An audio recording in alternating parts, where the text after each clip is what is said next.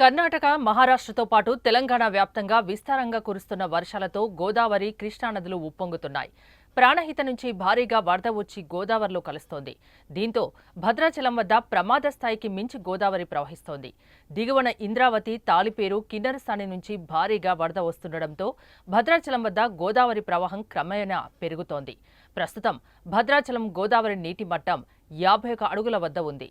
మరో 2 పాయింట్లు చేరితే మూడో ప్రమాద హెచ్చరిక జారీ చేయనున్నారు.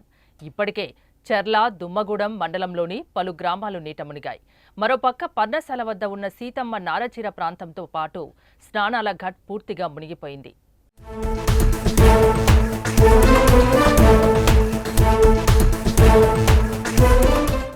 ఇక గోదావరి వరద మరింత పెరిగే అవకాశం ఉండడంతో ముంపు ప్రాంతాల ప్రజల్ని పునరావాస కేంద్రాలకు తరలిస్తున్నారు. ఎగువన ఎస్ఆర్ఎస్పీ, ఎల్లంపల్లి ప్రాజెక్టులకు సైతం వరద ప్రవాహం క్రమంగా పెరుగుతోంది.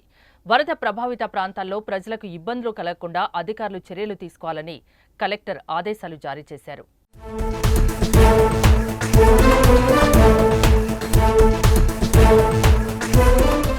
మరోపక్క కర్ణాటకలో విస్తారంగా కురుస్తున్న వర్షాలతో కృష్ణమ్మ పరవళ్లు తొక్కుతోంది. ఆల్మట్టి, నారాయణపూర్ ప్రాజెక్టులకు భారీగా వరద వచ్చి చేరుతుండగా గేట్లన్నీ ఎత్తి దిగువన విడుదల చేస్తున్నారు. ఆయా ప్రాజెక్టులను దాటుకొని జూరాలకు, అక్కడి నుంచి శ్రీశైలం ప్రాజెక్టుకు కృష్ణమ్మ ప్రవహిస్తోంది. నిన్నటి 1.69 లక్షల క్యూసెక్లకు, శ్రీశైలం ప్రాజెక్టుకు 96,000 క్యూసెక్ల నుంచి 1.74 లక్షల క్యూసెక్లకు వరద ప్రవాహం పెరిగింది. మరోవైపు తుంగభద్రకు భారీగా వరద వస్తుండటంతో 3 గేట్లు ఎత్తి దిగువకు విడుదల చేస్తున్నారు. రాబోయే 24 గంటల్లో శ్రీశైలం ప్రాజెక్టుకు మరింత వరద ప్రవాహం పెరిగే అవకాశం ఉంది.